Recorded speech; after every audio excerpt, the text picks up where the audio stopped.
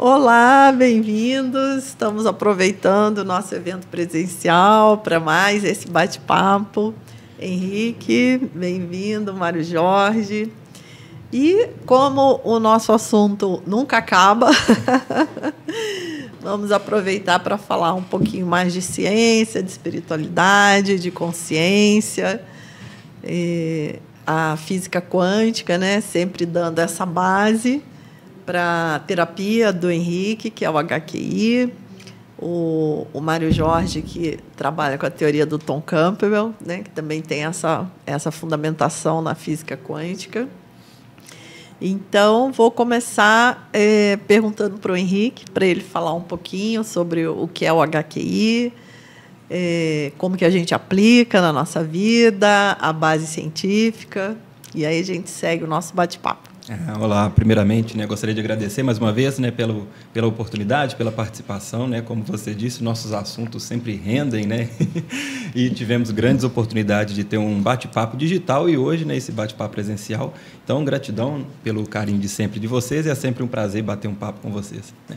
Bom, então, HQI, né, é a abreviação de homeostase quântica informacional, né. Então, a HQI ela é uma técnica, uma ferramenta, uma metodologia de autocura consciente.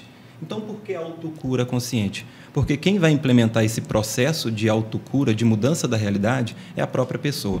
O nosso papel como terapeutas e professores na metodologia é ensinar e conduzir o processo de como desenvolver esse dom que o ser humano já tem dentro de si, né? Todos nós, a gente sofre algum acidente, sofre alguma fratura, o nosso corpo ele já tende a se regenerar sozinho, né? Só que, na maioria das vezes, quando é algo mais sério, muitas das vezes o ser humano acabou perdendo esse dom por causa do acúmulo de informações que vai armazenando na consciência. Então, a HQI ela vem como um resgate para poder que conseguimos desenvolver esse dom da autocura de forma consciente. E com a técnica, né, ela vai trazer a proposta de eliminar as informações na consciência que desencadearam essa realidade negativa. Então, a HQI ela pode ser aplicada a qualquer mudança de realidade, seja uma doença, um problema de comportamento, um problema financeiro, um vício, uma compulsão. Na nossa visão, todas essas realidades, elas são informações na nossa consciência que estão em desequilíbrio. Então, esses movimentos na matéria nós chamamos de um desequilíbrio informacional na consciência. E a HQI surge como uma ferramenta para fazermos esse ajuste de consciência. Nós vamos eliminar da consciência essas informações e pela causação descendente, que ou seja, é aquilo que a física quântica demonstra, né, que toda a nossa base material, tudo que nós temos como matéria, vem do microcosmos, né, que está ali na nossa consciência. Então, por essa causação descendente, quando você ajusta essa consciência, você, como consequência, você vivencia uma nova realidade. E se são informações em desequilíbrio na consciência, é onde que nós vamos vivenciar uma realidade em equilíbrio. Que, na nossa visão, esse desequilíbrio se dá pelo acúmulo de informações que nós vamos armazenando na nossa consciência ao longo da nossa experiência. Então, eu sempre uso a analogia, né, alguns encontros que tive a oportunidade com o Mário também, de um telefone. Se você tem um aparelho celular e você começa a armazenar muito arquivos nesse telefone, chega uma hora que ele vai travar. Não vai adiantar você passar um paninho molhado nele, tirar a poeira, porque ele precisa de uma formatação. Você precisa deletar aquilo que está fazendo com que ele gere esse problema. A HQI vai ser a formatação da nossa consciência. Nós vamos fazer um delete, né, que é essa... o diferencial da metodologia. Tem como também você programar e inserir informações com o HQI. Só que o nosso foco vai ser sempre a eliminação.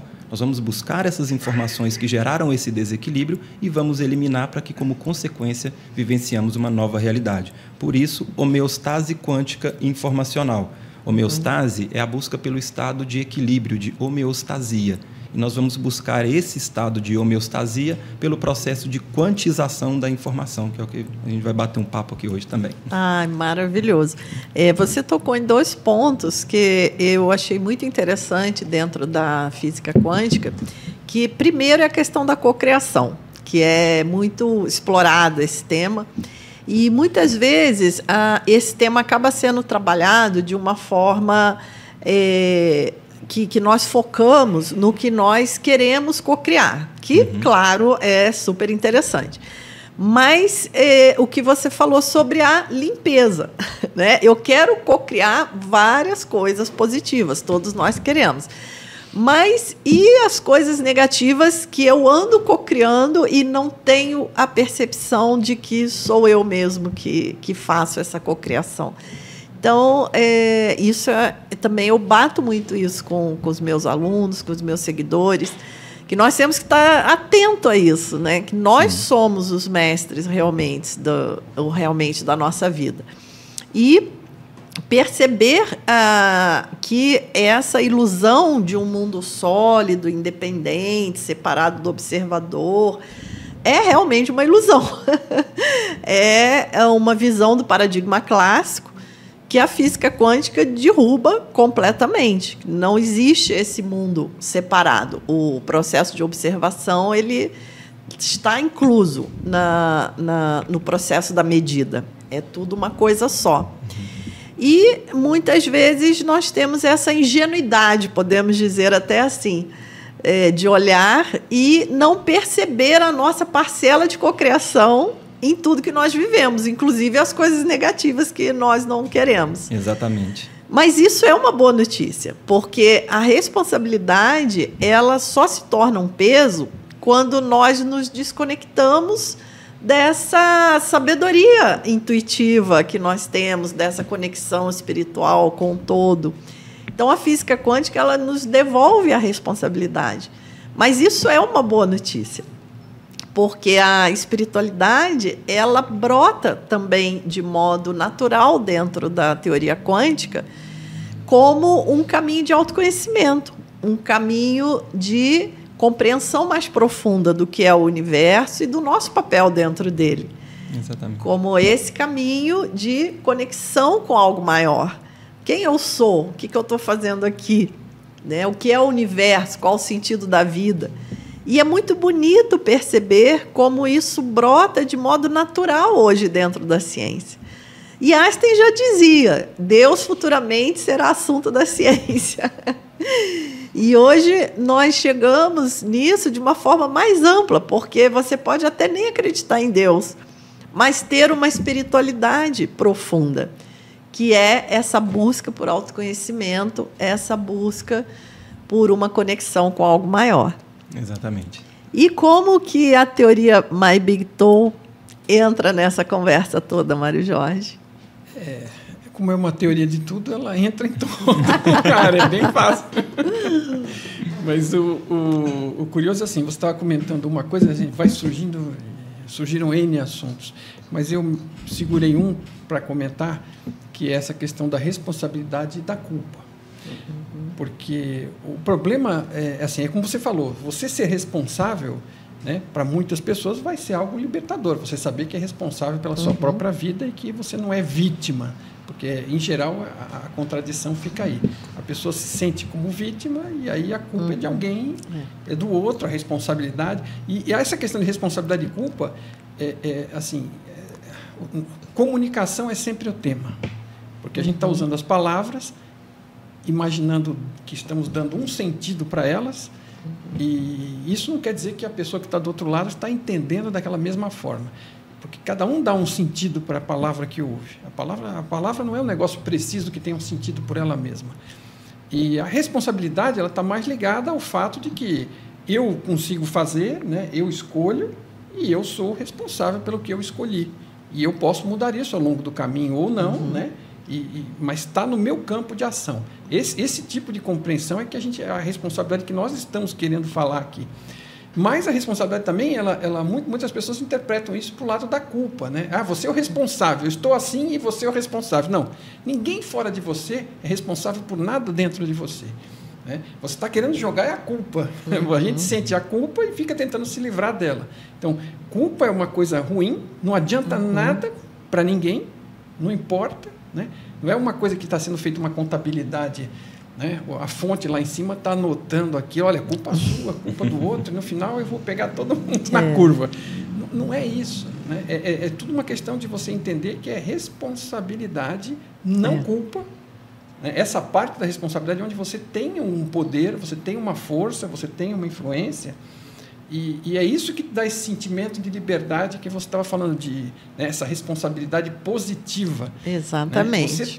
Você tem um comando da sua vida Porque, assim, você que está fazendo as escolhas.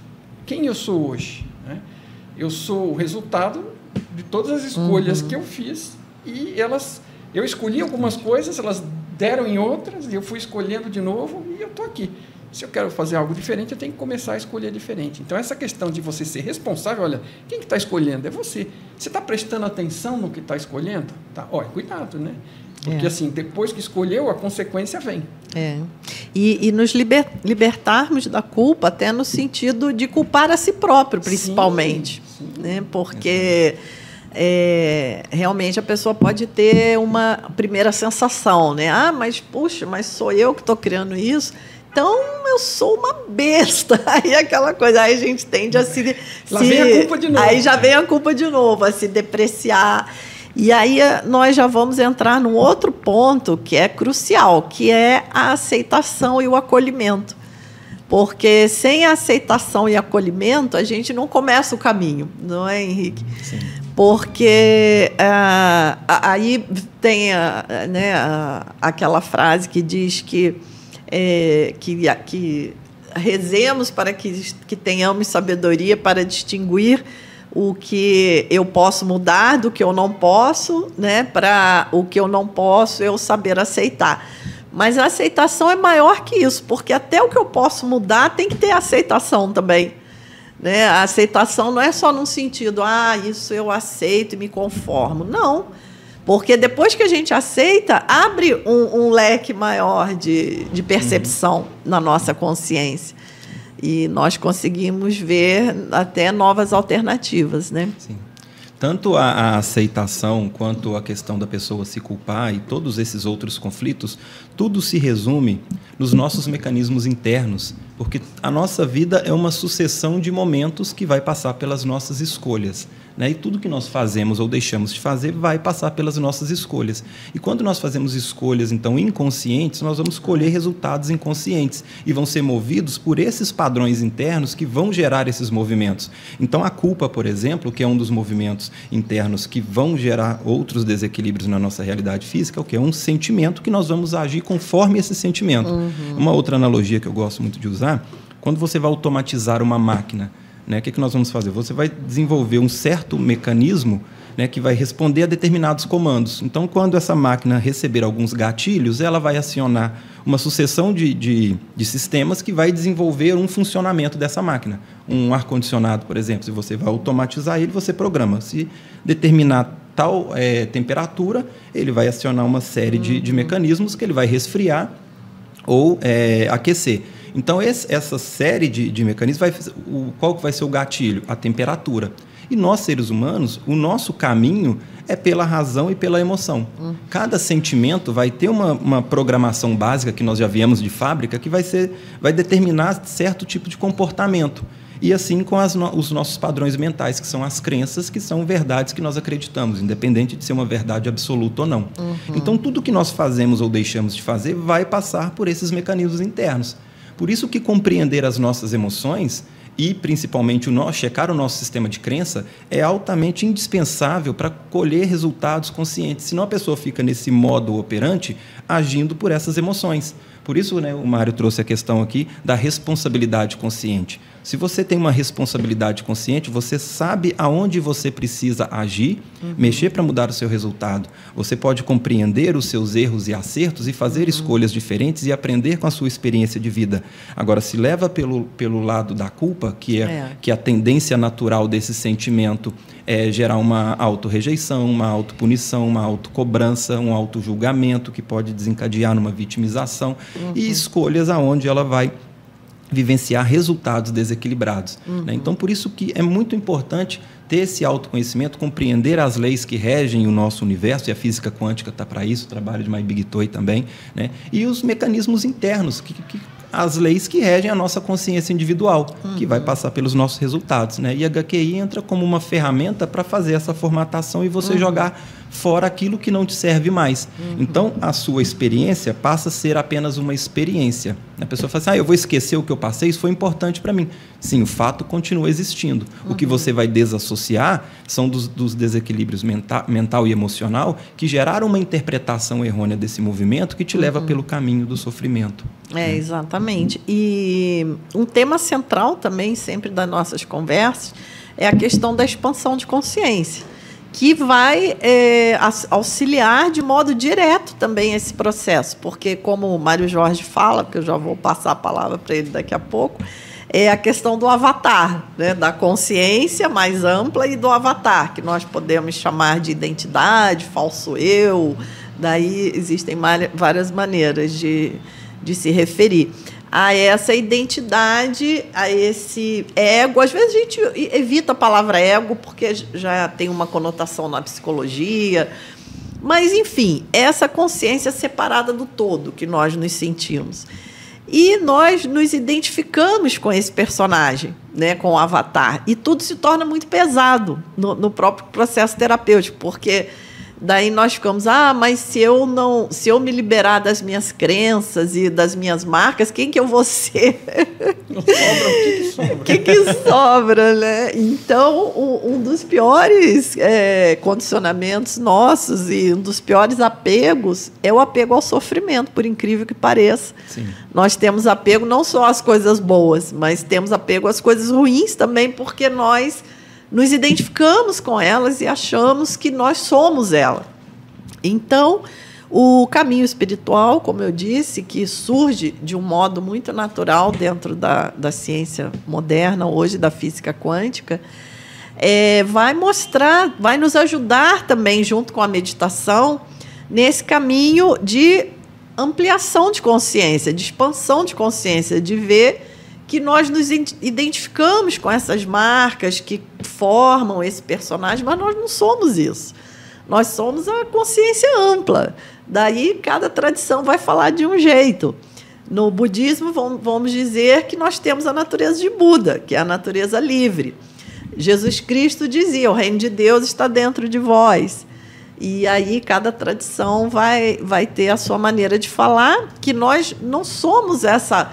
E a própria física quântica, ela vai dizer que nós não somos essa partícula separada do campo, porque a física quântica ela vê o universo em termos de campos quânticos. E, dentro da física de partículas, nós também compreendemos a partícula como um ponto onde o campo, por algum motivo, toma uma particularidade, uma perturbação no campo. Aquele ponto, por algum motivo, ele tomou ali uma particularidade, então a gente considera aquilo como uma partícula. Mas a partícula não é separada do campo. E ela é o campo. E dentro da interpretação holográfica, nós vemos que não só nós estamos no universo, como o universo está em nós. Na nossa estrutura atômica. Porque os átomos que hoje... E isso é muito interessante, né? Porque quanto mais nós vamos entrando na matéria, maior é essa rede de interconexão. Porque se nós formos ao nível biológico, todos nós, seres humanos, somos a mesma raça.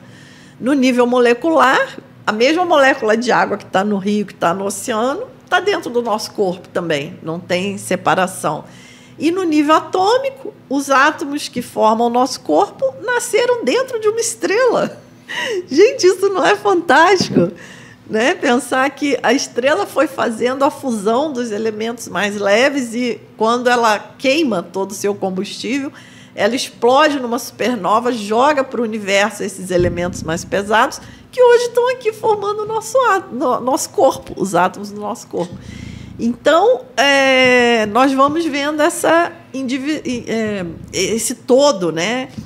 Que o paradigma clássico cartesiano trouxe a ideia da separação, né? Do cartesiano, de dividir tudo em parte. E hoje, dentro da ciência moderna, nós estamos voltando a essa integração do todo. E aí, como é que fica isso, Mário Jorge? É o seguinte, você estava falando, eu me lembrei do Carl Sagan. Exatamente. Somos poeira de estrelas. Exatamente isso, porque o Big Bang formou tudo. E depois, quer dizer, primeiro era como chama, energia, o plasma. Mas aí aquilo foi se separando e se acumulando e formando as primeiras estrelas. E no começo os primeiros átomos eram hidrogênio, eram os átomos mais simples. E aí aquilo foi queimando, explodindo, formando átomos mais pesados. Então tudo que existe em qualquer lugar, seja carbono, seja água, seja ferro, só existe porque já passou pelo núcleo de uma estrela, explodiu e foi formado lá. Então, no final das contas, o planeta se formou com resíduos de estrelas, o Sol provavelmente já se formou também com resíduos de estrelas mais antigas, e no final tudo é poeira de estrelas. Então é uma forma poética linda e verdadeira de escrever as coisas. Mas o fundamental ainda é aquela questão, né? Na verdade, tudo isso é virtual, por assim dizer, né? É a metáfora que a gente usa aqui em My Big Toe. E o que importa mesmo é consciência. Consciência é fundamental e tudo mais deriva. A consciência vem antes de qualquer matéria. Vem antes do Big Bang. Isso é uma grande quebra de paradigma. Isso é uma coisa assim. E assim, eu percebo o seguinte, tem muitas pessoas, aliás, cabeças fantásticas, que às vezes evitam. Quando você fala de consciência, não, esse é um assunto que não dá para falar. Bom, se não vai dar para falar, não dá para pensar, porque a palavra vai ser uma tentativa de descrever o que está dentro de você. E aí, como é que a gente vai entender isso aí, se eu não posso falar e não posso pensar a respeito? Né? E como, tudo bem, né? Não é diferente eu falar de Alfa Centauro a 4 anos-luz de distância e eu falar da consciência, eu estou dentro dela. Né? Eu estou tendo contato direto. Então, assim, é uma coisa que a gente devia evitar, parar de evitar. Porque se nós não começarmos a pensar em consciência, por que o mundo está como está? Porque ninguém pensa em consciência, está todo mundo inconsciente. Exatamente. Né? Então, a consciência é fundamental, porque é dela que parte tudo, inclusive as nossas atitudes, as nossas escolhas. Como é que o que as pessoas estão buscando? Estão buscando ser feliz. Né? Está todo mundo buscando ser feliz? Tá. Como é que você vai ser feliz se você não sabe nem o que você é e não tem a menor ideia do que você está fazendo? Então, a consciência, para mim, é algo que a gente precisa conversar e ela não é estranha. É simples, se você pegar e parar, começar a avaliar tudo que está acontecendo, sentimentos, sensações, pensamentos, e que em seu conjunto formam estados, né? Alguns deles traumáticos, que a gente passou e quando lembra sofre. Tudo isso está se passando na consciência. O filme todo está rolando. Alguns sábios que mostram como se a consciência fosse a tela, em branco, né? E aí o que está se passando é a imagem que está na tela, e a própria consciência está percebendo aquilo. Tudo está sendo percebido lá. Alguns chamariam de alma, alguns chamariam de espírito, mas uma palavra neutra, para não chocar e não incomodar ninguém, é consciência. Você, quando acorda, você fala, estou consciente agora, né? Acordei, né? Despertei. Ou expandir a consciência. O que quer dizer? Que a consciência vai aumentar de tamanho? Não, é que você vai tomar consciência da consciência que você é. Exatamente. É isso que você está fazendo quando expande. Exatamente. Você tá achando que é qualquer outra coisa, e é o corpo, é a matéria, é o átomo, você não é nada disso. Isso tudo está aí para você poder interagir, né? E aprender alguma coisa. E a primeira coisa para aprender, expandindo a consciência, é que você não é isso aí. Você está vivendo e experimentando. Então, quanto mais consciente você está, né, quando você está tendo que fazer muita limpeza agora, porque nós estamos inconscientes, nós estamos identificados com essas mazelas. Exatamente. Né? Em geral, a gente não é que a gente se identifica com as coisas boas, a gente, em geral, ainda se identifica com as coisas ruins. Né? Exatamente. Um ponto também interessante, que é muito comum as pessoas, principalmente quando estão começando a iniciar esse processo de autoconhecimento e quando se deparam com afirmações que a física quântica traz, esse entendimento, né, que somos poeira cósmica, né? A pessoa pergunta assim, tá, mas o que isso tem a ver com a minha vida? Né? O que tem a ver eu ser uma parte da poeira cósmica do universo ou fazer parte de um montoado de átomos? Isso muda toda a visão, porque aquilo que as tradições, alguns ensinamentos já passavam com uma sabedoria antiga, que era a linguagem que era para ser passada da época, né, que ajudou muitas pessoas, e hoje nós estamos em uma época que a linguagem é diferente. Então, aquilo que muitas das vezes foi imposto como uma cobrança, uma obrigação, hoje você pode entender como um entendimento, né? Porque quando é algo que é imposto para você, é cabível de um questionamento. Né? Não estou falando se o ensinamento que foi passado se está certo ou se está errado. Estou falando como que pode ser interpretado por uma pessoa. Por exemplo, se eu falar com você assim, não enfia seu dedo na tomada. tá certo o que eu estou falando para você, senão você vai tomar um choque. Mas se eu estou te colocando como uma imposição, não coloque o dedo ali. Está cabível de julgamento da sua parte e falar assim, não, eu vou colocar quem é você para mandar em mim. Principalmente se você tiver vivenciado traumas de autoritarismo. Se você entende isso como uma ordem, uma cobrança, você pode querer me questionar e enfiar o dedo ali. Vai tomar um choque e vai descobrir, né? Agora, se você estudar e descobrir que uma corrente elétrica pode desequilibrar o seu sistema e você vai tomar um choque, não precisa ninguém falar com você. Você tem um entendimento, né? Você vai conseguir entender tudo isso e a sua vida vai mudar, que você não vai sair enfiando o dedo na tomada, né? Então você vai ter uma vida livre de sofrer um acidente, ou a probabilidade de você tomar um acidente elétrico é maior. Então você entender que faz parte de um sistema que nós não somos fragmentados, partes individualizadas, aquilo que antes você poderia talvez entender como uma obrigação, como, eu não posso roubar, porque é feio, é errado, ou porque alguém falou que não pode. Não, você vai entender, você tem consciência que você não está roubando de ninguém, você está roubando de você mesmo, porque você faz parte de um sistema. E aquilo que você sofre como uma consequência por causa desse roubo, não é um castigo cósmico ou um castigo divino, né? É uma consequência porque você está no mundo de causa e efeito e você vai vivenciar uma parte. Se você desequilibrou o outro, você desequilibrou a si mesmo. Como consequência, você vivencia uma realidade condizente com isso. Então, aquilo que antes poderia ser um ato de ser bonito, você amar o próximo e respeitar, passa a ser até um ato de inteligência, né? Porque você não está fazendo algo contra o outro, você está fazendo contra você mesmo, né? Porque faz parte desse sistema. Então, por isso que muda tudo ter essa nova visão, porque você não está seguindo regras, você não está seguindo modismo, ou porque é bonito, ou porque é feio, politicamente correto. Você está fazendo o que é consciente e inteligente se fazer. Né? Senão, nem bons egoístas nós somos. Só dando um gancho, é interessante isso, porque nós vivemos numa sociedade onde que o egoísmo é algo bonito, e o egoísmo é algo feio e o altruísmo é algo bonito. Né? Só que altruísmo e egoísmo são lados opostos da mesma moeda. Porque se você faz parte de um sistema onde todos somos um, quando você é egoísta, o que você está fazendo? Você está tirando do outro para favorecer a si próprio, ou seja, você está desequilibrando todo. O sistema, você desequilibrou o outro. E quando você tira de você, de forma desequilibrada também, e favorece o outro, mas gera um desequilíbrio para você, o altruísmo popularmente é bonito, mas você está desequilibrando o sistema também. Né? Então, desequilibrou, porque eu e o outro somos todos um igual. Igual, né, no mesmo nível. Não tem melhor ou pior. Então, tirar do meu sistema para poder favorecer o outro e desequilibrar o meu sistema, também desequilibrou as partes, do mesmo jeito. Exatamente. Me permita só um comentário rápido, que ele falou uma coisa muito importante. Esse negócio a pessoa pergunta, mas o que eu tenho a ver com isso? Para que me interessa isso? Na verdade, a pergunta fundamental é o que eu ganho com isso. Estou nem aí, né? A pessoa não compreende, mas é aquilo, voltando só e ligando com o que eu tinha comentado antes, você quer ser feliz? Escuta, como é que você vai ser feliz se você não sabe quem é você, o que é você, o que você está fazendo, você não sabe nem para onde quer ir. Não quer dizer que você não tenha momentos de felicidade, mas não é disso que nós estamos falando. Nós estamos falando de você estar bem com você em qualquer situação. Livre de condições. Você pode chegar livre de condições. É isso que é estar bem. Não é estar feliz, olha, ganhei um presente que eu queria. Tudo bem. Quantos minutos durou essa felicidade? Não é dessa que nós estamos falando. Exatamente. É o que nós chamamos de felicidade genuína e felicidade condicionada. A felicidade genuína, ela brota de uma mente equilibrada, de um ser que está em paz consigo mesmo. Essa é a felicidade que nós deveríamos buscar.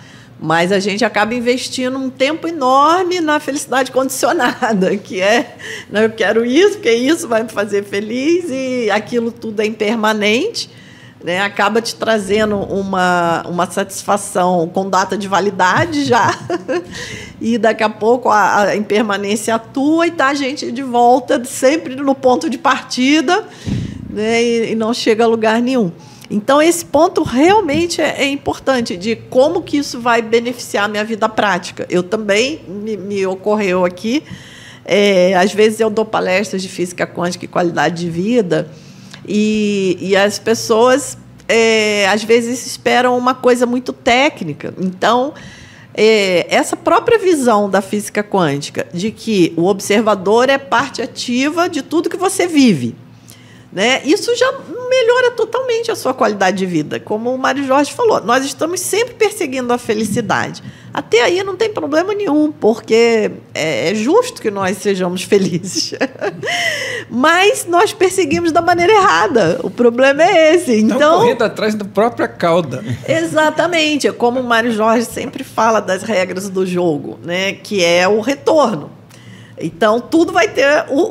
você é livre para escolher, mas o retorno é obrigatório.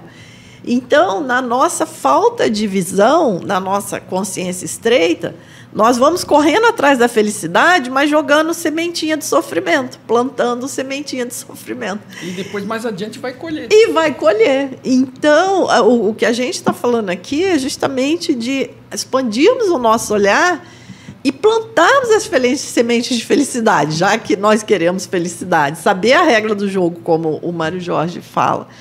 Então, quando nós entendemos que aquela situação complicada que eu estou vivendo tem uma parte minha que está co-criando aquilo, muda completamente, porque, senão, é uma situação que realmente gera compaixão dos seres que já são mais esclarecidos. Porque, por exemplo, a pessoa trabalha num ambiente de trabalho que ela reclama muito, que ela acha que é muito ruim, ela já chega lá de mau humor, ela diz que as pessoas que trabalham lá são péssimas pessoas.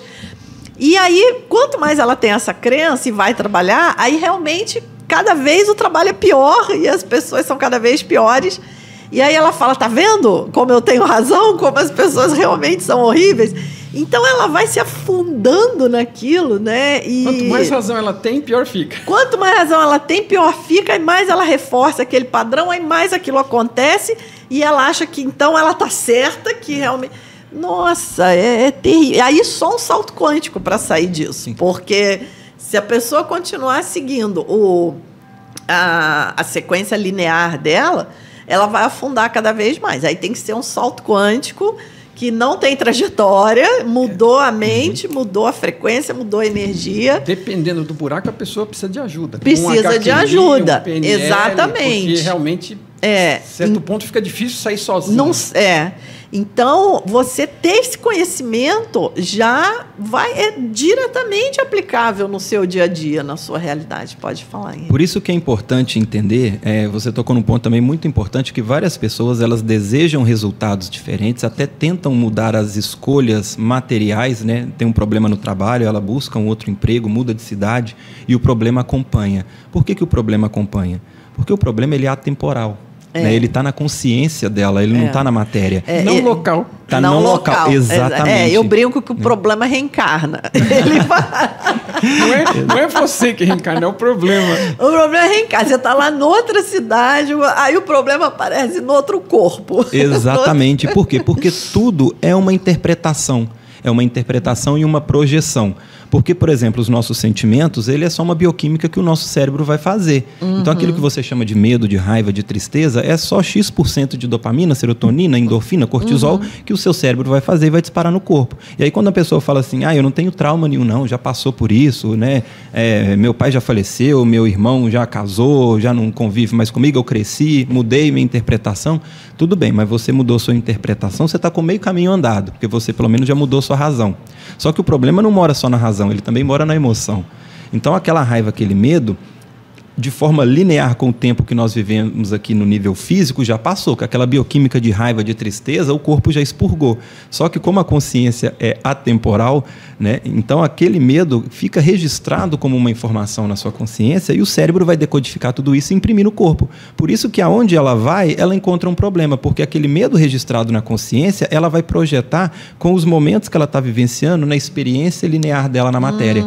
Então aquele medo do pai, da mãe, do avô, lá da infância, aquele medo de dormir sozinha, hoje ela já é um adulto, né? Não tem mais esse medo. Só que se ele está na consciência, hoje ela pode ter um medo de pagar uma conta, medo de ficar sozinha, medo de ser desempregado, a raiva do pai, raiva do chefe, e vai aquela bola de neve, e por isso que os problemas acompanham. E estar na consciência, como você disse, porque só existe a consciência e tudo está lá, inclusive o que chama de inconsciência. Né? Então, assim, não é que está na consciência e você está consciente. Se você estivesse com consciente, você não teria o problema. Na verdade, você só tem essa dificuldade, né, porque está inconsciente daquilo. Exatamente. Você enterrou na consciência algo que você esconde de você lá mesmo embaixo de alguma coisa, alguma crença. Isso é isso que foge à nossa percepção, né? Essa capacidade que a consciência tem de se subdividir em várias camadas. Isso. Então, ao mesmo tempo que eu estou consciente aqui, também tem um monte de marca, um monte de medo, um monte de coisa. E tem várias camadas. Sim, mas essas camadas, elas só entram em existência por conta da inconsciência. Então, quando você expande, quer dizer, você está entrando em contato. E você está assumindo mais território daquilo que você tem de território e que não está ficando na sombra escondido. Exatamente. Então, assim, quanto mais consciente, uma pessoa que estivesse 100% consciente, ela não teria trauma algum, em momento algum, nem nenhuma infelicidade. Inclusive, você até me remeteu agora a uma fala dos ensinamentos budistas que eu acho muito interessante. Que diz a história, né, o Buda histórico, o Buda Shakyamuni, que ele atingiu a iluminação. E aí representa-se essa inconsciência, né, como o Mara. Criou-se um personagem, né, que é o rei da delusão, que também na yoga é chamado de véu de Maia, daí tem vários nomes, né? E no budismo tem essa caracterização do Mara. Mas aí conta-se que mesmo depois que o Buda atingiu a iluminação, que ele despertou, né, desse sonho, dessa coisa virtual, né, como o Mário Jorge diz, o Mara continuou no calcanhar dele, tentando fazer ele escorregar de novo, né? Então, ele estava lá, Mara estava sempre ali rodeando, tentando pegar ele num momentinho de distração, de inconsciência. Só que o Mara se aproximava, ele só falava assim: Mara, eu vejo você. Acabou, e o Mário já desistia, já ia embora, né? Exatamente. Porque é importante também separar duas coisas, né? Que ser consciente é diferente da nossa parte racional. Né? Porque a nossa parte racional é que nós utilizamos para racionalizar e interpretar os movimentos. E isso não quer dizer que você está consciente. Por isso que vários estudos, o Freud mesmo costumava comparar a nossa consciência com um iceberg. Aquela parte, quero isso, quero aquilo, nós processamos ali, né, o iceberg lá que o Titanic bateu, aquela parte acima do nível do mar é a menor parte da fração desse iceberg, que representa a nossa parte racional. A maior parte desse iceberg, que alguns estudos vai variar ali, né, de 12% a 8% a parte racional, e o restante todo o inconsciente, que está ali armazenado. E aí, rápido só completando, né, que é interessante essa questão, dando um gancho em tudo que vocês falaram, que por isso que várias terapias ou linhas de estudos vai trazer essa questão do resgate da criança interior. Por quê? É justamente ali onde mora a maior parte dos traumas. Porque se a pessoa está inconsciente da situação, o que uma criança vai avaliar? Ela vai... todos nós, né? Nós avaliamos o nosso mundo externo com a interpretação que nós vamos fazer, que vai ser de acordo com o conteúdo que nós temos, a nossa experiência de vida. E uma criança, ela tem poucos dados para poder vivenciar e avaliar essa informação. Então, como que ela vai interpretar? Com algum movimento, muitas das vezes, traumático. E como mecanismo natural do ser humano, ela vai começar a contar historinhas para si mesmo. E essa historinha que ela conta para si mesmo, para justificar aquele movimento, não anula as outras historinhas que já existem. E aí ela vai armazenando historinhas, novas personalidades, novas escolhas, e isso tudo vai jogando concreto nas outras, que também faz parte do que ela é. E isso influencia nessa parte atemporal, nas escolhas dela também futuramente. Perfeito. Você está resolvendo um tema de crença, que às vezes você nem sabe que tem, e são várias e misturadas, interligadas, com mais crenças em cima, é o que ele falou, é como botar mais concreto em cima e vai endurecendo tudo. Agora, eu percebo, né, procurando estudar a consciência através de mim mesmo, experimentar com isso e compreender o que é o que não é, né, e também essa busca da felicidade, eu vejo que assim, fez um desserviço para todos nós, infelizmente, aquela frase famosa do Descartes, penso, logo existo. Então, as pessoas pensam que são o pensamento. E tem gente que... Eu estava conversando com o Carlos outro dia, ele falou que teve uma crise, quando ele, com 12 anos, o físico, né, que ele acreditou... Ele começou a tentar pensar o que era a morte e pensou que a morte ia ser a ausência do pensamento. E ele não ia poder pensar mais. Ia ficar lá como se tivesse, não pudesse falar. E isso criou ele ficou desesperado e aí foi buscar, foi estudar e disparou também, nada completamente ruim. Disparou essa curiosidade dele de estudar. Mas essa questão do Descartes, ela é crítica, porque você não é o pensamento, você é o que percebe o pensamento. Você está percebendo o pensamento? Você já parou 1 segundo de pensar, ou 2, ou 3? Você para de pensar quando está ouvindo alguém, né? Para tentar ouvir a pessoa de verdade. Você não morre por causa disso. Não é a morte. Pensar é uma ferramenta. Agora a pessoa pensa que precisa estar pensando... O tempo todo. Pensa o tempo todo e acha que se parar de pensar, morreu. Né? Assim, você não é isso. Você não é o pensamento. E dessa forma, ela não vai conseguir vivenciar essa consciência maior. Porque o pensamento ele está dentro da... A consciência está focada no pensamento achando que é ele. Exatamente. Isso que é a questão da identificação que eu estava falando no início.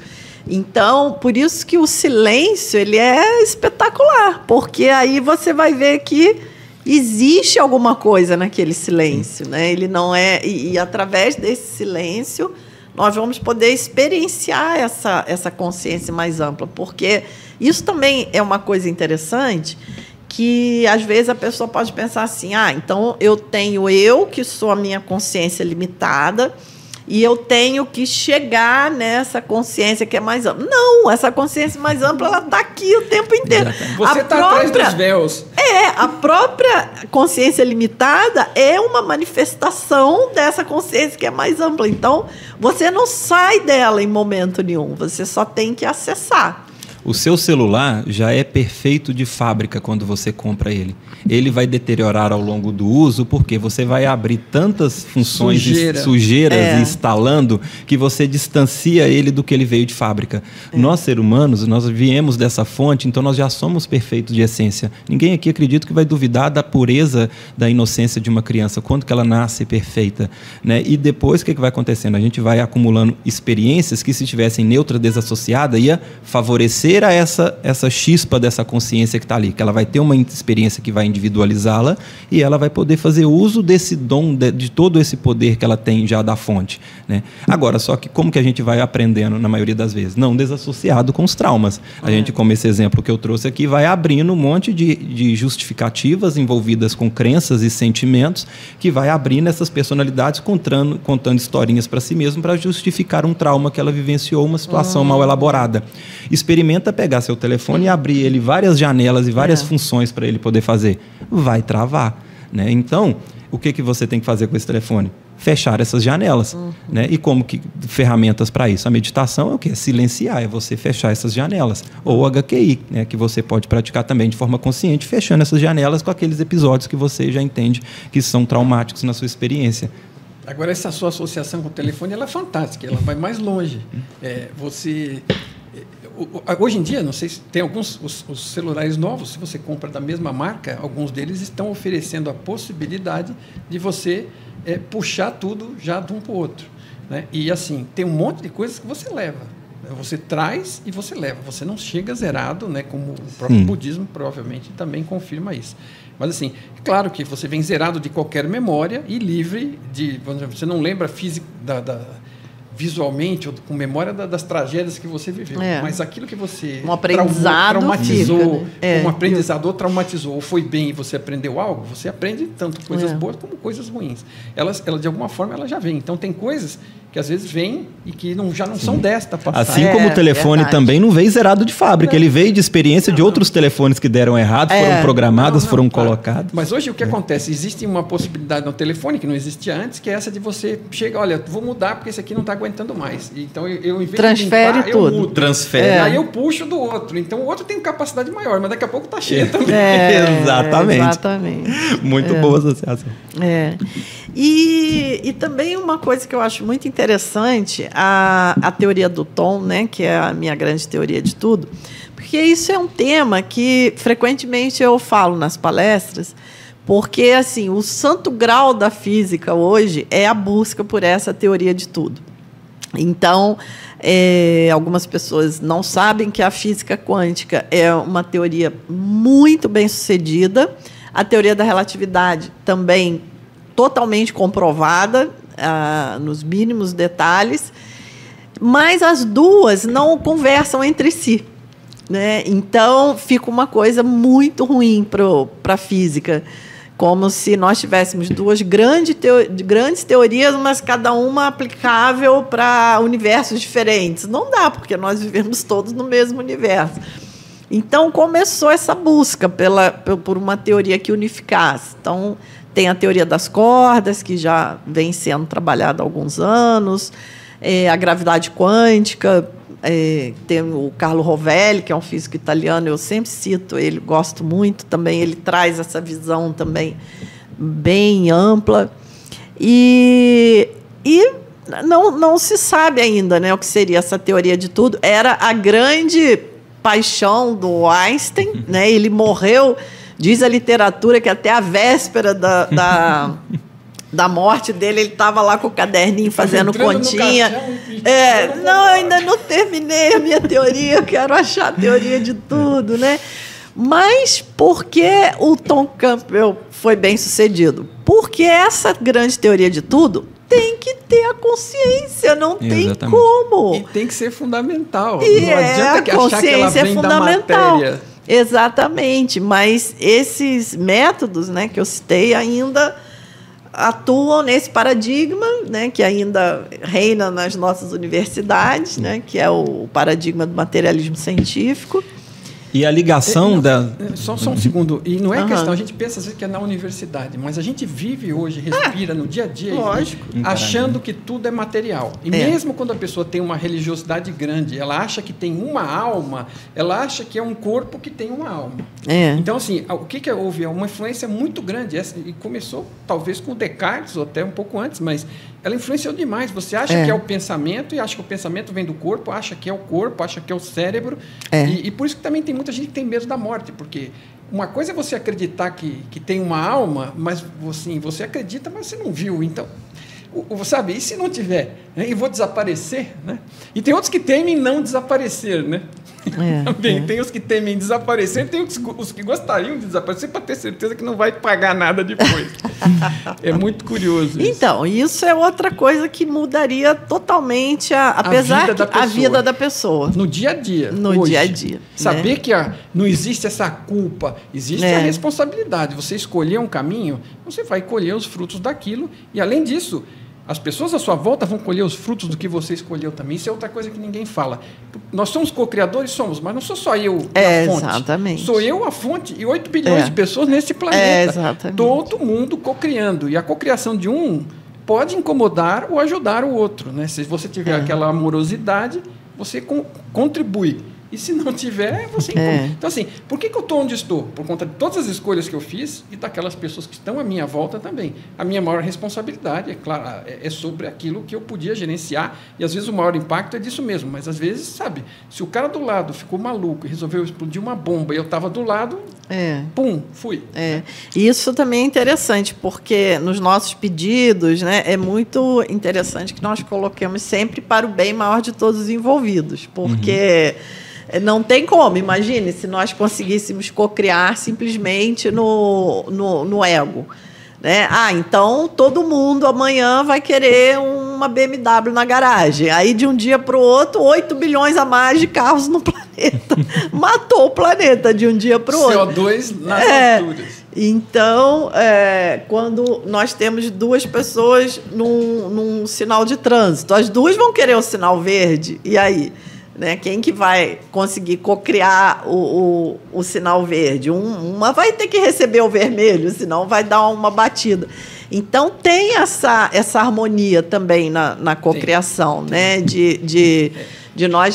Dessa cocriação acontecer no nível de consciência do todo, né? Senão a gente acabava com tudo, né? Esse é um ponto interessante, que é entender níveis de consciência, porque esse é um dos grandes motivos desse conflito entre física clássica e física quântica, porque as duas têm aplicações práticas para a nossa vida, né? E por que elas brigam entre si? Porque eu acredito que eles não entenderam ainda que são operando regras em níveis da realidade diferente. Nichos. Né? São nichos diferentes. Exatamente. Entende? Uma tá diretamente ligada com a outra, mas vão operar regras diferentes. Da mesma forma como que você vai tratar uma tristeza. Você pode tratar uma tristeza no nível do seu cérebro, como uma bioquímica que o seu cérebro está fazendo, uma depressão, ou você pode trabalhar ela no nível da consciência. É importante entender que existe 2 tristezas na sua individualidade.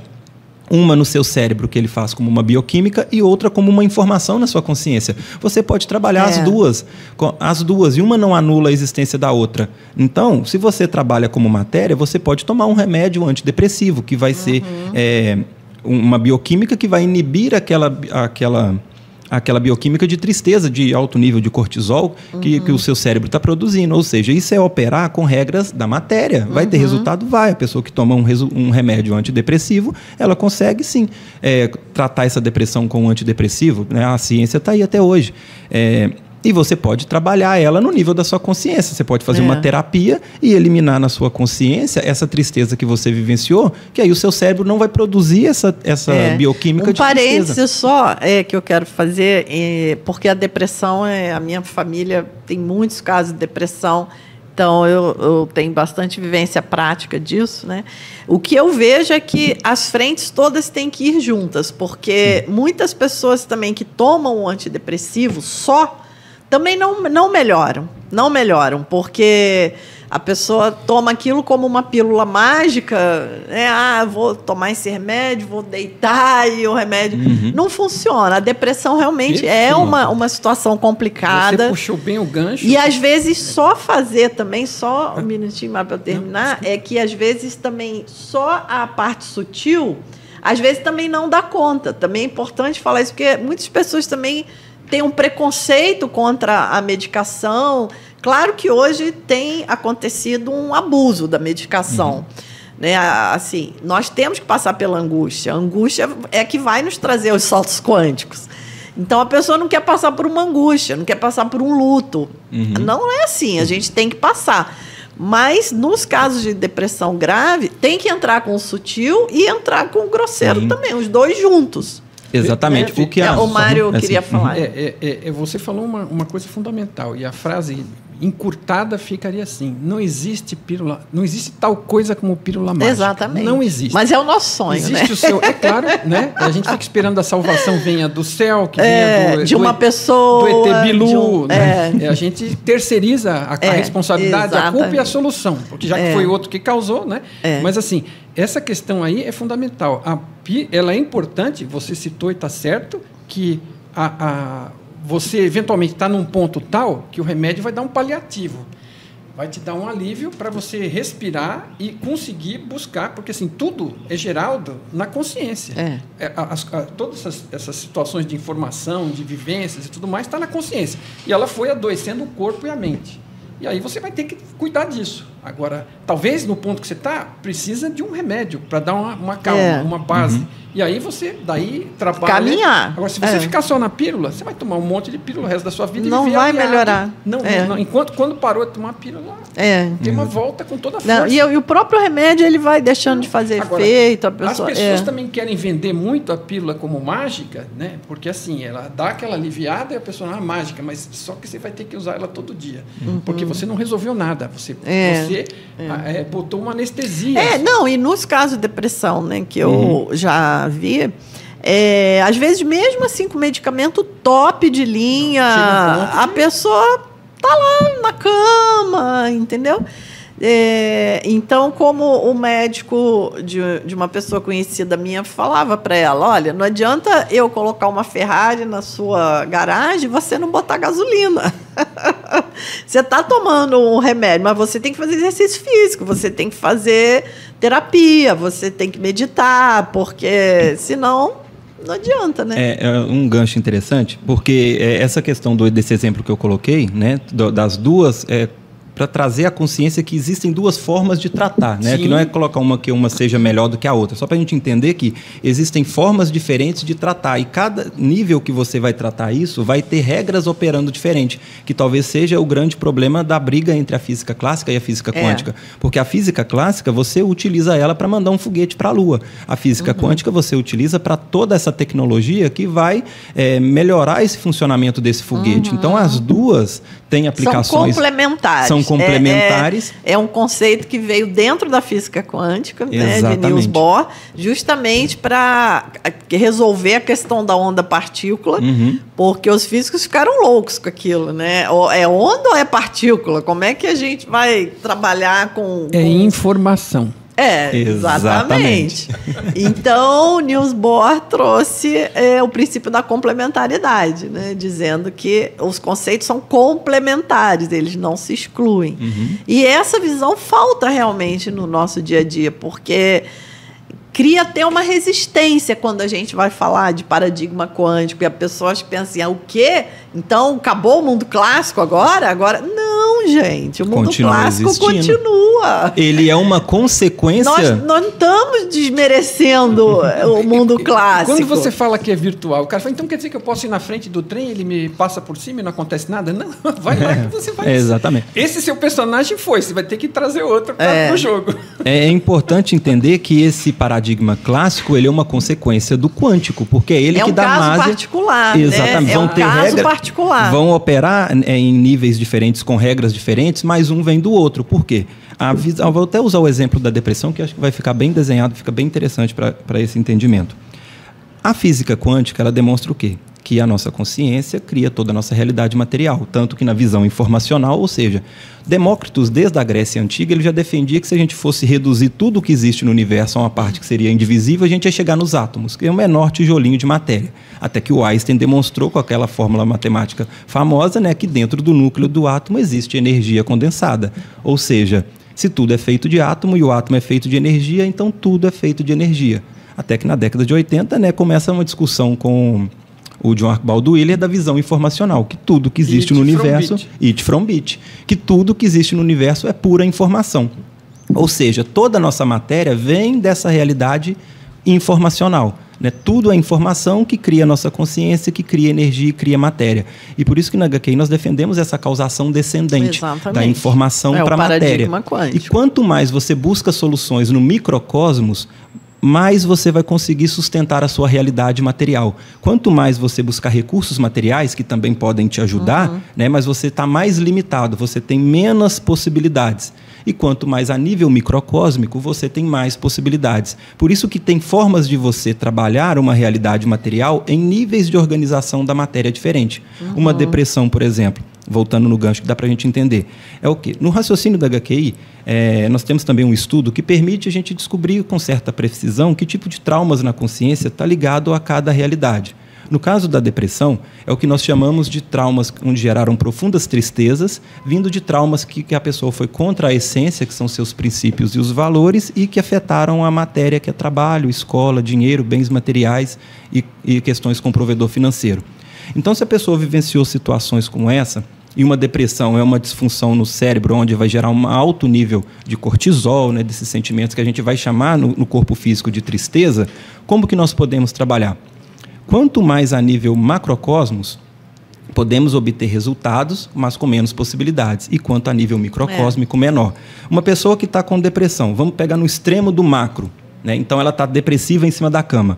O extremo do macro, o que ela pode fazer? Uma atividade física, ir no cinema, ir fazer uma caminhada, né? Ou seja, conversar. O que isso vai fazer? Ela vai gerar uma bioquímica no cérebro que vai compensar essa bioquímica de tristeza.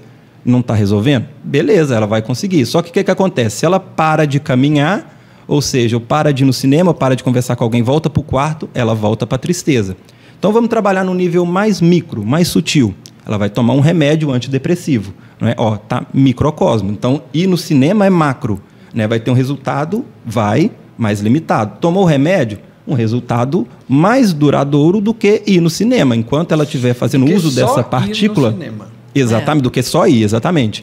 Que é só um exemplo só para no macro, para ilustrar, só para a gente ver que quanto mais a micro, mais resultados e mais possibilidades ela tem. Então, se ela tomou um remédio, é micro em compensação a fazer um passeio. Ela vai ter um resultado mais duradouro do que só ir no cinema. E aí, quando ela entra no nível da energia, é um nível mais sutil do que o remédio. Uma pessoa que faz uma prática terapêutica, que vai trabalhar com a energia, faz um reiki, quantas pessoas a gente percebe... Vai trabalhar na fonte dela. Vai trabalhar na fonte dela, ou seja, ela vai ter um resultado, né, mais duradouro do que só tomar o remédio. Né?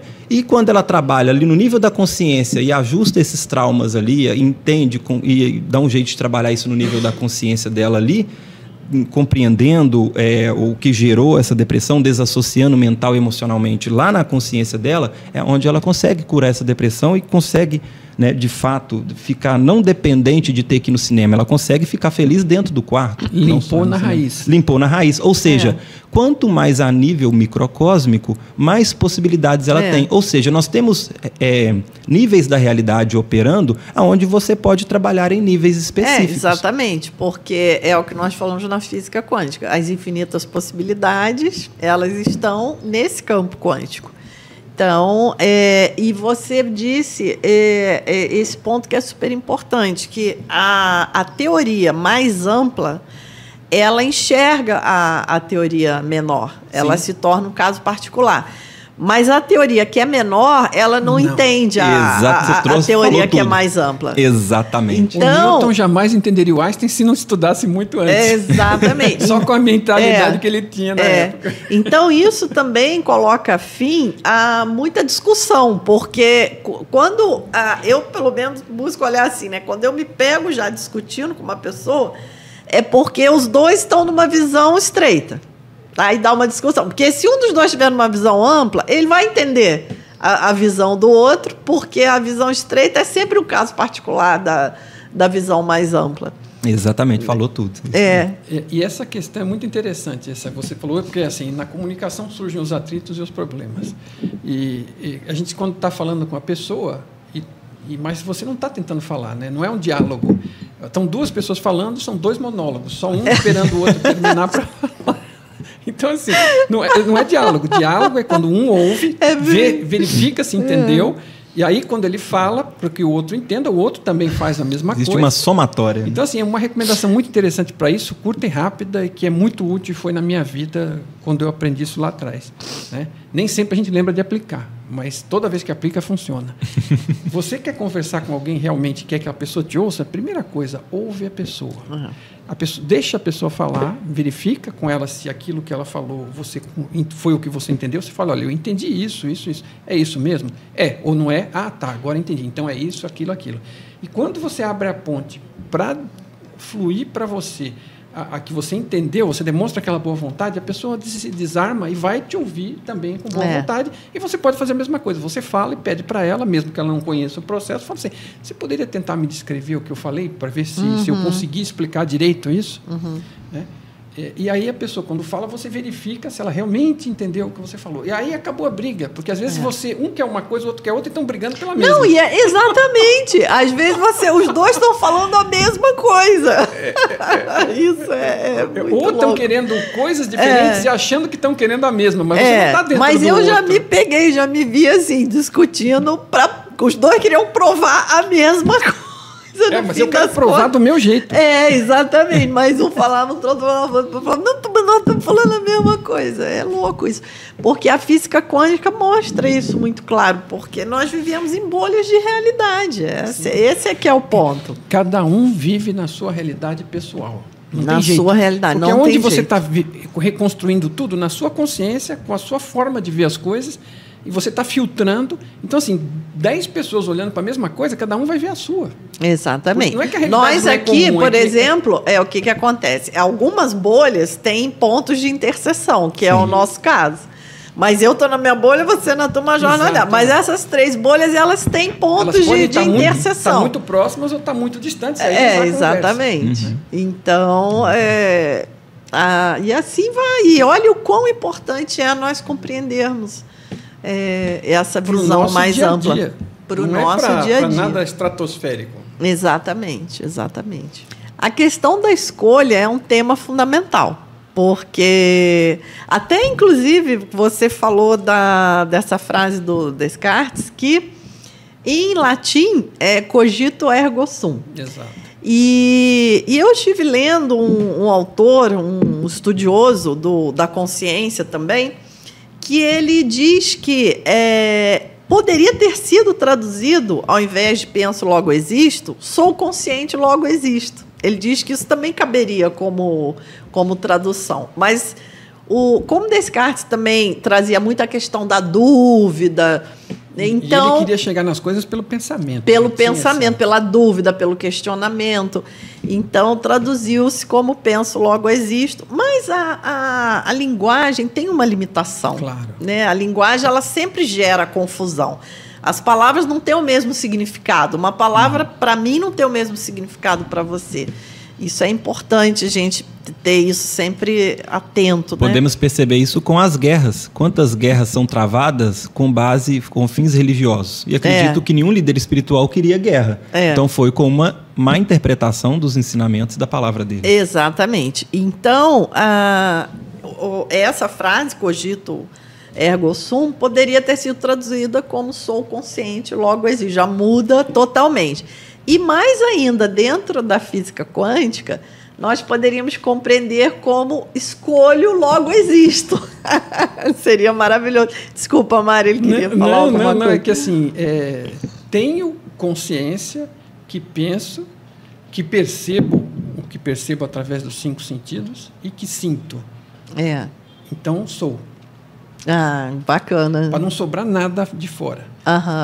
Exatamente. Até porque se a pessoa não fizer essas escolhas conscientes, ou alguém mais consciente que ela vai escolher por ela, ou ela mesma vai escolher de forma inconsciente. O que é isso inconsciente? É os traumas que a gente bateu um papo aqui, falou tudo aquilo que está ali por baixo do tapete. Né? E será que essas escolhas desses traumas é a que você gostaria da sua essência vivenciar? Isso é uma coisa que também nós temos que ficar atentos. A ilusão da liberdade de escolhas. Porque muitas vezes é muito engraçado, por exemplo, vamos usar um exemplo radical. A pessoa tem problema com bebida, é alcoólatra. Aí a pessoa sai de casa, vai beber, aí um familiar fala, poxa, não faça isso e tal. O que a pessoa responde? Eu sou livre, eu faço o que eu quiser. Eu sou livre para fazer o que eu quiser. Cadê, gente? Que liberdade é essa? A pessoa está totalmente escravizada. Está totalmente... Está presa no vício, Está presa no vício. Quem está mandando em você é o vício, não é você. Não tem liberdade nenhuma nisso. Quer ver um exemplo mais sutil ainda? Aquela pessoa que ajudou a família inteira. Por ter ajudado a família inteira, se descontrolou financeiramente, ou desgaste físico, emocional, e vivenciou várias consequências. Ela fala assim, mas eu que escolhi ajudar fulano. Tá, tudo bem. Escolheu consciente ou escolheu buscando uma aprovação? Ou ajudou porque está tentando compensar uma culpa de algo que se julgou por não ter compensado? Nós, escravo emocionalmente. Nós avaliarmos a motivação de cada ato. Exatamente. Qual a minha motivação? E ser sincero consigo próprio. Sim. Você tocou num negócio chave, que movimenta a realidade, que é a parte da consciência, é a intenção. Intenção é vamos dizer, um sinônimo de vontade. É o que você está pretendendo com aquilo. Então, assim, isso é incrível, né? Porque a minha intenção está tão quietinha aqui dentro de mim, como é que o universo inteiro sabe a intenção que está por trás? Faz parte do mecanismo de funcionamento. A exatamente, porque nós não estamos separados. Ela tem a intenção de fazer as coisas. E é a intenção que movimenta tudo. Inclusive, aumenta ou diminui as probabilidades de eventos futuros. Ela tem influência no Maravilhoso. futuro. Né? Agora, imediatamente ela afeta as escolhas. Cada escolha, por trás, tem uma intenção. Qual que é a intenção? Independente do resultado, do que deu ou qual foi a escolha, o pecado, se existisse e não existe, estaria na intenção e não no resultado. Você falou... Agora, só uma frase que eu puxei aqui do Tom, como é que é? Droga, desculpa, eu quero falar a frase séria. Consciência é percepção que faz escolhas de livre-arbítrio. Então, Assim, Legal. é a condição, assim, porque ninguém quer falar de consciência. Vamos falar de consciência, qual é o problema? Se eu errei, depois eu corrijo, eu remendo, mas eu preciso cavocar para chegar lá. Exatamente. Então, consciência é percepção que faz escolhas. Então, assim, é aquilo que observa, que percebe e que vê essas opções e que escolhe um caminho ou outro e que, por causa das escolhas que faz, tem a possibilidade de aprender. Mas, no básico, a consciência é uma percepção que faz escolhas. Pronto. Exatamente. Assim, é que tem muita coisa por aí. É uma frase pequena, mas se você parar para Profunda, muita profundidade por profunda. trás. Exatamente. Essa questão da escolha e consequência que você trouxe, né? Por que a pessoa... mas o outro ajudou a família inteira, por que ele só levou ferro? Né? Por quê? Por causa da intenção das escolhas. É aquilo, tudo bem. Ajudou de forma consciente ou inconsciente? Essa ajuda foi para compensar uma busca de aprovação ou por compensar uma culpa que se culpou lá atrás porque não ajudou e agora quer ajudar todo mundo para poder compensar tudo isso? Ou seja, a intenção por trás disso é a culpa. Se está buscando aprovação, é porque tem carência. Se tem carência, é porque tem rejeição. Ou seja, as consequências dessa ajuda dela vai ser embasada com essa intenção, embasada na culpa e na rejeição. O que ela vai colher? Vai ser aquela que vai se sentir ingrata. Eu ajudei, mas ninguém me valorizou. Eu ajudei, mas não ajudei o suficiente. Ou seja, vai ajudar com culpa. Mas a pessoa sabe o que é ajuda? Exatamente. De novo, quem voltar, somos nós, né, para saber o que é ajuda, né? Então, ela justamente não sabe porque está inconsciente. Então, mas vamos mas também não sabemos a profundidade da vida do outro. Então, mas nós não sabemos, mas precisamos pôr na mesa e conversar, pensar, raciocinar, olhar, porque assim, eu fui descobrindo ao longo da minha experiência de vida que isso dando cabeçada, né? Você começa a entrar nessa, um pede ajuda, outro pede ajuda, você começa a ajudar todo mundo, aí o seu ficou para trás. Então, assim, eu trabalhando profissionalmente, como engenheiro e como coordenador de pessoas, que descobri o seguinte: eu não consigo ajudar ninguém se o meu não está em dia. Então, assim, se a sua lavanderia não está bonitinha, com as roupas estendidas e lavadas, você vai querer ajudar o que os outros? Você não deu conta do seu. Você, para ajudar, precisa começar a ter um surplus, uma sobra. É aquela história, se você não se gosta, como é que você vai gostar de alguém? Né? Você nem gosta de você mesmo. Então, assim, ou seja, a grande ajuda é fazermos o nosso caminho. Exatamente. Com dignidade, com fé, com sinceridade, humildade. E só um ponto, se sobrou um espaço para você realmente ajudar alguém, a pessoa pediu ajuda. Mas você já vai estar ajudando, aí né? Você já está ajudando, fazendo a sua parte. Você já deixou o seu terreno limpo. Mas se você quer ajudar alguém, antes veja se a pessoa quer ser ajudada. Ou se ela está bem como ela está lá, se ela tem ganhos secundários. Exatamente. Então, assim, a ajuda verdadeira é aquela que você pode dar porque tem o que dar e mais, só quando aquilo é solicitado.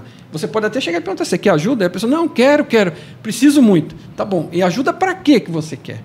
Porque você não é ajudar a pessoa, não é ajudar na direção que você acha que é certa para ela.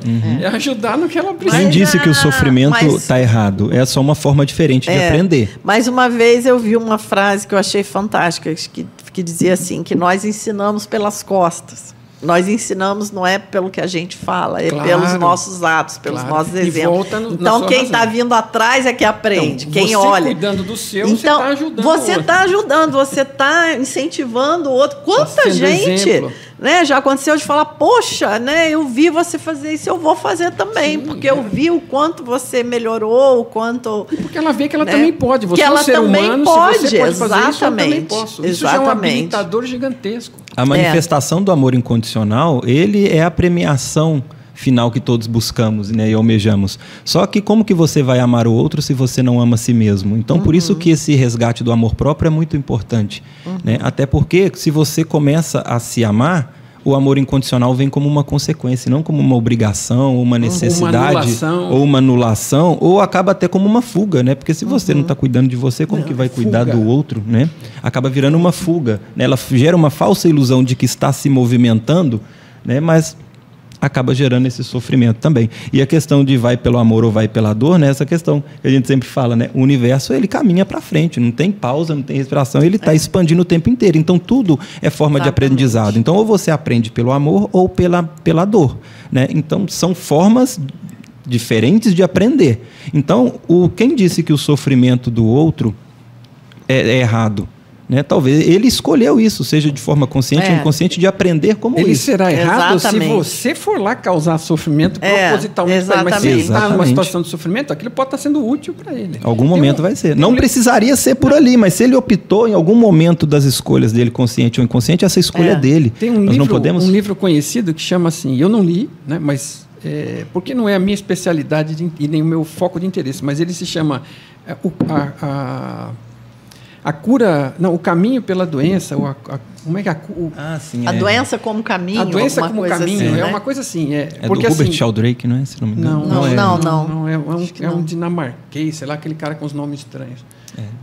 Mas assim, o que ele quer dizer assim? Quer dizer, mesmo quando a doença chega, é o seguinte, é porque ela é reflexo de algo que não está bem e que você não conseguiu resolver de nenhuma outra forma e no final você vai acabar resolvendo como doença. É o que você falou um pouco antes aí, né? Nada dá errado totalmente. Mesmo quando dá errado, abre aquilo que deu errado, acaba sendo uma oportunidade de crescimento. Sempre, pelo menos, dois lados.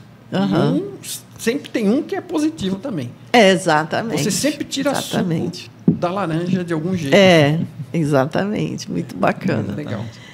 E aí, gente, você me lembrou agora, dentro do ensinamento budista, nós falamos das 4 nobres verdades, né? E isso é exatamente a primeira nobre verdade que o Buda ensina, que é uma palavrinha que se chama dukkha, que quer dizer sofrimento e felicidade na mesma experiência. Então, tudo sempre vai ter Qual é o lado que você escolhe focar? Exatamente. Aí aquele lado vai se ampliar. Se os dois estão lá, foque no lado positivo. Exatamente. E lembrando também que a física quântica, que traz a ideia do quantum, a equação de Planck, que é o pai da física quântica, porque é o pai do quantum, foi o físico que criou essa ideia da quantização da energia. Ele propõe uma equação onde ele diz que a energia do quantum é proporcional à frequência da onda a qual ele estaria associado. Então, o quantum ele não carrega sempre a mesma energia, depende da frequência. Então, nós, como pequenas consciências, como pequenas partículas no campo, nós estamos mandando vários quanta de energia para esse campo. Exatamente. E cada um vai carregar uma energia diferente, dependendo dessa motivação que a gente tem, dessa intenção, né, da energia que nós estamos carregando. Diga, Mário. Não, é que você falou do Max Planck e eu lembrei de outra, né? Porque existe muita resistência, né? Porque mesmo na ciência, tem gente que acredita que a ciência é fantástica. A ciência é fantástica. O método científico é fantástico, mas ela é exercida por pessoas, por seres humanos. E todos os seres humanos acabam esbarrando nos mesmos problemas. E ele resolveu um problema para o Max Planck, se não me engano, se foi a frase dele mesmo, resolveu aquele problema da resistência das pessoas, né? Que a ciência avança de funeral em funeral. Então, assim, quando a pessoa não se abre de nenhum jeito... O paradigma, os paradigmas evoluem. Do caminho e leva o paradigma embora. Exatamente, porque as novas gerações já vêm... São mais abertas. São mais abertas. É isso aí. Maravilhoso, gente. Olha, nós vamos deixar na descrição do vídeo os links, meu, do Mário Jorge, do Henrique, para entrar em contato, conhecer a obra My Big Toe, né, que tem lá a trilogia, né, Mário Jorge. E também eu tenho 2 livros publicados, estou publicando ainda esse ano o infantil, que vai se chamar O Quantum Sapeca. Não, tem mais um.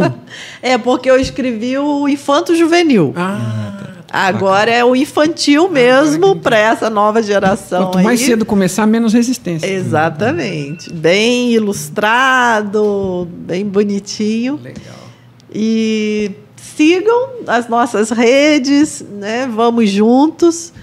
Curtam, compartilhem, porque isso aí vai ajudar bastante essas ideias a se expandirem aí para o maior número de pessoas. Gratidão pela oportunidade, por estar aqui, gratidão a todos pelo carinho, tá? E gratidão também a vocês aí por esse bate-papo incrível aí, como sempre, né? E agora nesse novo formato, né? Agora presencial. Os colegas continuam digital, né? Quem está assistindo, mas aqui já foi uma energia. Viemos para o 3D, finalmente. Eu gostei da publicação que você colocou, achei engraçado. Foi isso mesmo. Que bom, eu que agradeço também, gente. Gratidão, agradeço também, agradeço a vocês dois, a quem nos estiver acompanhando. E assim, faça o melhor uso possível disso. Aproveite o que você puder ter aproveitado, capte o que e põe em prática, porque a sua experiência e a prática que vão ajudar a você a ter uma vida mais feliz. Então, bola para frente, vai jogar. Beleza. Que ótimo, gente. Gratidão.